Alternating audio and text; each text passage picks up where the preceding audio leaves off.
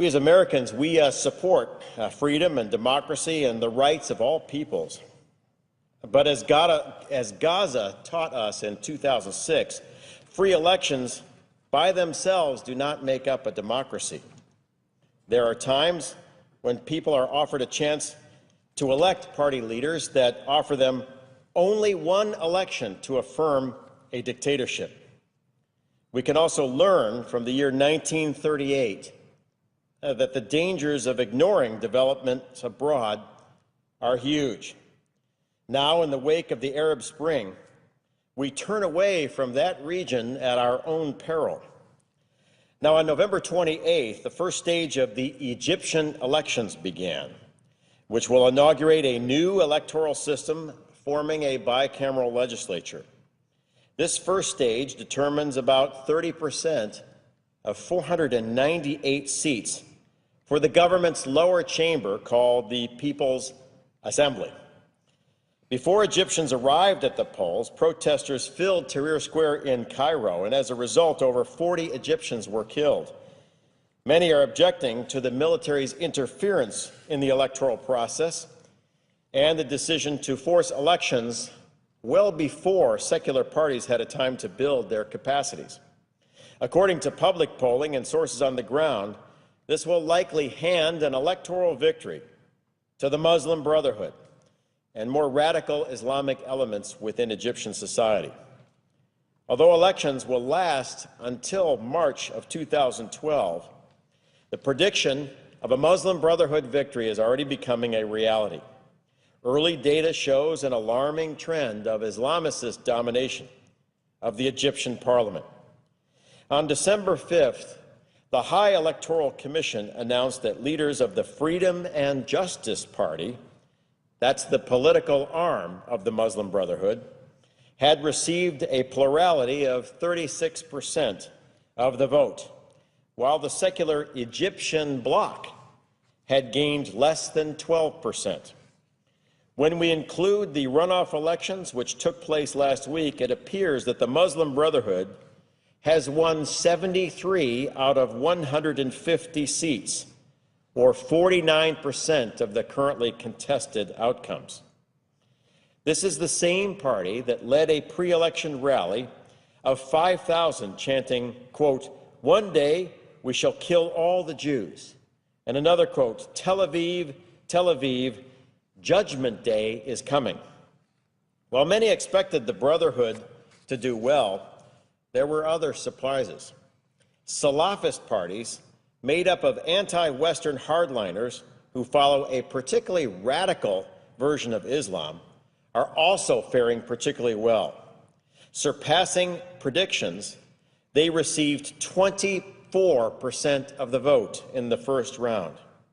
Importantly, these elections also included so-called liberal districts of Cairo and the Mediterranean port city of Alexandria.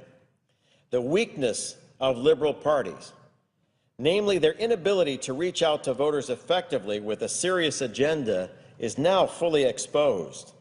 Islamicists are taking full advantage of deeply rooted networks that extend from the mosques into Egypt's poor districts, and their grip in the traditionally conservative areas of Alexandria proved particularly tight. And these areas are also home to a majority of the Coptic Christian community. It's clear that if Islamist parties and candidates continue their currently won gains in other elections, they will capture 60% of the national vote in Egypt. This will situate the new Egyptian parliament around deep ideological differences between Salafis and the Muslim Brotherhood and liberal groups, making the Brotherhood the power brokers between Egyptian left and right. Now, what does this all mean? By January, the United States could face an Egypt defined by a hatred of Israel and many of the freedoms we hold dear: a freedom of expression, of women's rights, the right to practice any religion.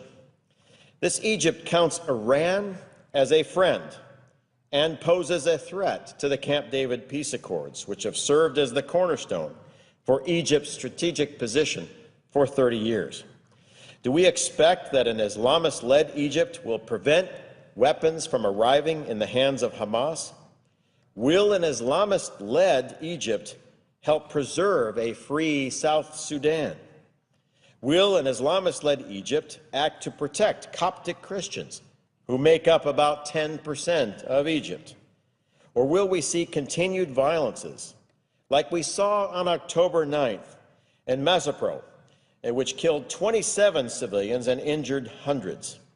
Will an Islamist-led Egypt do what we expect with more than $1 billion of U.S. foreign assistance?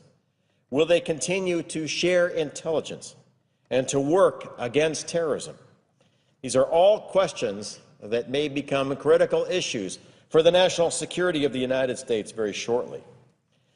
All of this instability prevents foreign investment and tourism that would help the Egyptian economy. The IMF has forecasted a little over 1% growth for the Egyptian economy next year. They said inflation will top at 11%, while almost 12% of Egyptians will be out of work. Recently, the Egyptian pound traded at its lowest level against the dollar in 7 years. This time last year, the region was on the threshold of exciting change, but today Egypt sits instead on the threshold of a very dangerous path. The United States, and especially our State Department in particular, should do what it can to keep Egypt attached to peace and good relations with the West. The United States is now on the verge of a historic defeat and reversal of American interests in Egypt. Currently, if there is an Obama administration plan for handling a new Islamist Egypt that rejects peace with Israel and allies with Iran, I don't know it. And I don't know if anyone does. We must keep our finger on the pulse of this process. Liberal voices in Egypt must work to preserve the democratic goals of the January Revolution. Recently, I had the privilege of meeting some of Egypt's best and brightest young liberal leaders. They'd like to build a free Egypt that respects women's rights and religious minorities and the rule of law. I was encouraged in meeting with them, but only hope that the coming election is not like a 1930s election in Germany, where people in Egypt are given one choice: to affirm a dictatorship, and then that is the end. If a radical Islamic government rises in Egypt, one that disavows the Camp David peace accords and no longer acts as a stable strategic partner in the Middle East, then we will look back on the recent election in Egypt and its successors in December and January as the turning point for a historic reversal of the United States. My hope is that the State Department watches this very carefully. My hope is that we have a plan to make sure this critical country stays within the U.S. orbit. But my fear is, given the recent elections in Egypt, we have already lost quite a bit of ground. And if current trends continue, then by the middle of next year, we will have a Muslim Brotherhood government in command of the Suez Canal, in charge of Cairo, the second center of learning in the Arab world, along the border of our Israeli allies, friendly to Hamas, friendly to Iran, and hostile to Europe and the United States.